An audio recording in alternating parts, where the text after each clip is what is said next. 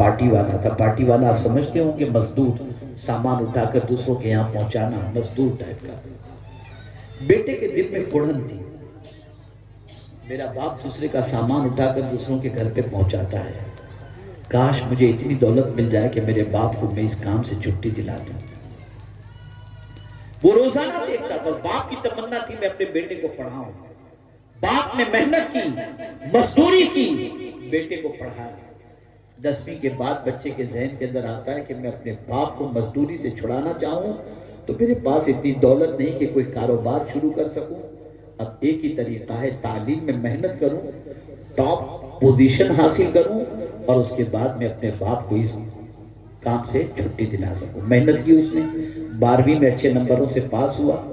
उसके बाद फिर उसने पढ़ाई आगे बढ़ाई, यहां तक कि पढ़ते पढ़ते वो MBA उसने कर लिया। जब वो कंप्लीट हुआ, एक कंपनी के अंदर जॉब के लिए उसने अप्लाई किया। कंपनी ने फौरन रख लिया क्योंकि बच्चा बहुत ज़हीन था। नौकरी उसकी लग गई, पहली तनख्वाह आई, खुशी खुशी घर आया। अब्बा आज के बाद मजदूरी का काम बंद, आप अल्लाह अल्लाह करो, मेरे लिए दुआ करो। वो बच्चा जब गरीब था, सैलरी जब आई, उस वक्त तक पोजीशन ये थी कि नमाज के अंदर मस्जिद में भी नजर आता, इमाम साहब के करीब भी होता, तिलावत भी करता, बुजुर्गों के आस्थाने पर भी जाता और यही सिलसिला उसका जारी रहा। बाप ने मजदूरी छोड़ दी, उस्ताद भी खुश, मोहल्ले वाले भी खुश, कितना नेक बच्चा है।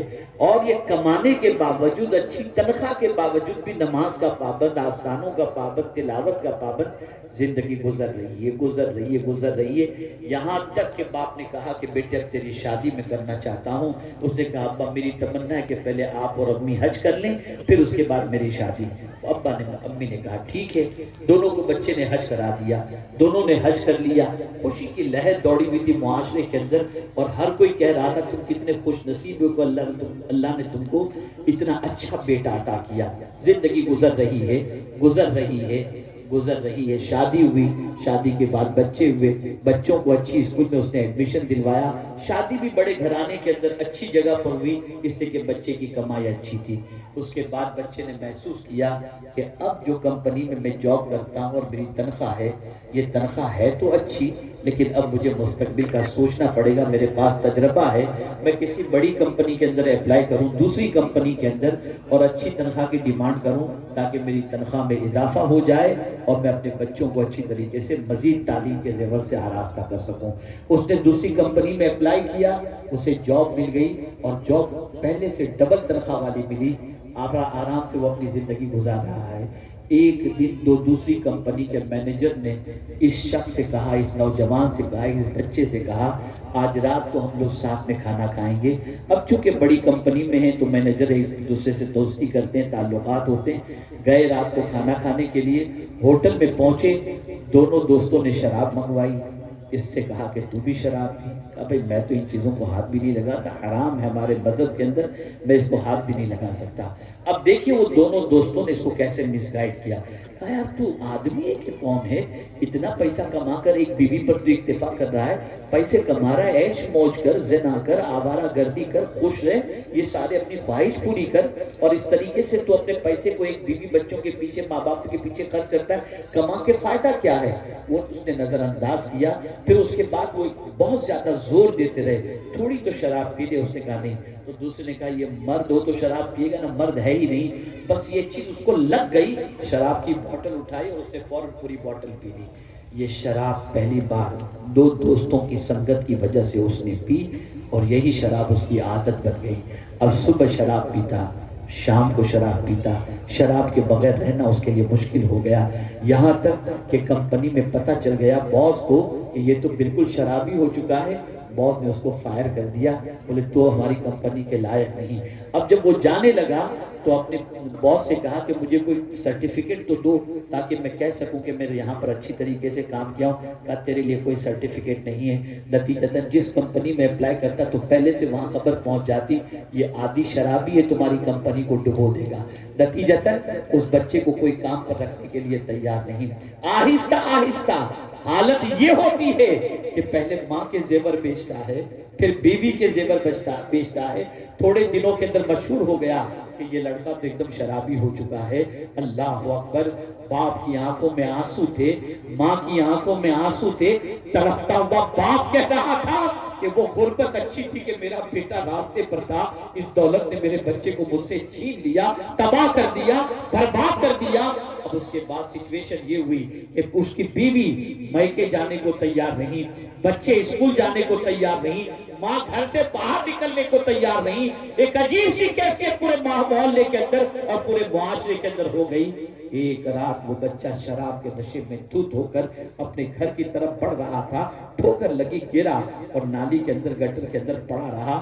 صبح کے وقت ہمارے جتنے علماء بیٹھے ہیں ان میں سے کوئی ایک عالم، اچھے عالم، بہت یہ سارے عالم اچھے ہیں، ایسے ہی ایک عالم تھے، فجر کی نماز کے لیے جا رہے تھے، اس بچے کو نالی میں پڑے ہوئے دیکھا، ان کی آنکھوں سے آنسو نکل گئے۔ وہ مان یاد آیا کتنا نیک بچہ تھا، دوستوں کی صحبت نے کہاں سے کہاں لا کر کے کھڑا کیا، لیکن پیار، شفقت اور محبت سے اس بچے کو اٹھایا۔ بیٹا تو نے کیا اپنی زندگی بنا لی ہے؟ پانی کا چھڑکاؤ کیا؟ بیٹے ہوش میں آ جا، کیا تو نے اپنی زندگی بنا لی ہے؟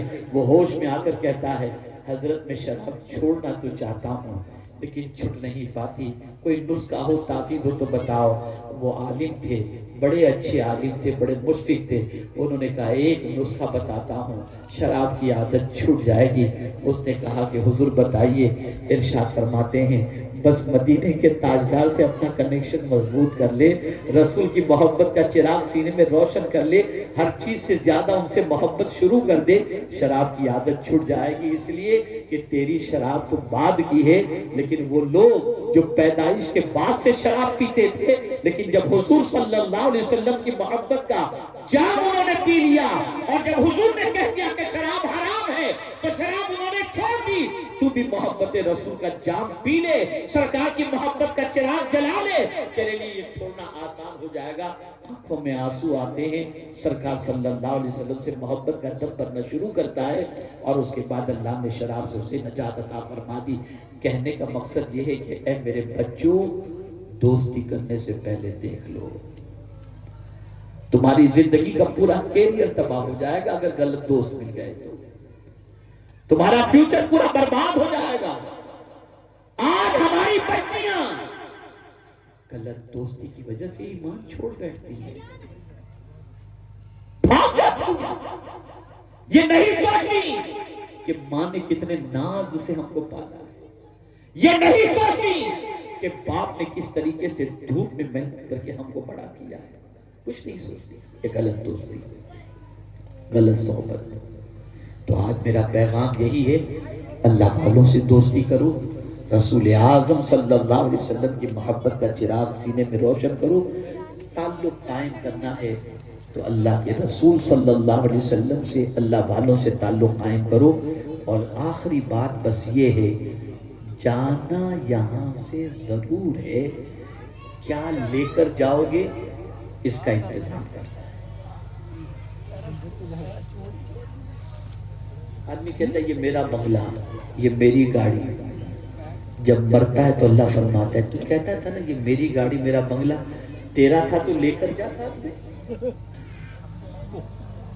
تیرا بنگلہ تھا تو لے کر جا ساتھ میں، تیری گاڑی تھی تو لے کر ساتھ جا۔ کوئی جاتا ہے بنگلہ گاڑی لے کر ساتھ میں؟ مطلب کیا ہے جانتے ہیں؟ مطلب یہ کہ اللہ نے یہ چیز ہمیں استعمال کرنے کے لیے دی ہے، اور جب وہ چاہے گا ہماری روح پرواز ہو جائے گی اور یہ دوسرے کو استعمال کرنے کے لیے دے دے گا، یہ اس کی قدرت ہے۔ لے کر ہم کیا جائیں گے اس کو تھوڑا سوچو، لے کر نیکیاں جائیں گے، ایمان جائیں گے، اعمال صالحہ جائیں گے۔ تو قرآن کہتا ہے کیا تم گمان کرتے ہو کہ اللہ نے تم کو بیکار پیدا کیا اور پلٹ کر تم ہماری طرف نہیں آؤ گے؟ جب جانا برحق ہے، موت برحق ہے، تو نماز کی پابندی کرو، گناہوں سے بچو۔ انہی کلمات خیر پر میں اپنی گفتگو کو سمیٹتا ہوں اور دعا کرتا ہوں کہ اللہ تعالیٰ میرا، آپ کا، سارے مسلمانوں کا خاتمہ ایمان پر فرمائے، زندگی ایمان پر، موت ایمان پر، اور چاہیں تو اللہ عز و جل کی طرف سے منادی کہے یا ایتھا النفس المطمئنہ ارجعی الی ربک راضیۃ مرضیہ فادخلی فی عبادی وادخلی جنتی وما علینا الا البلاغ المبین۔ السلام علیکم ورحمۃ اللہ وبرکاتہ۔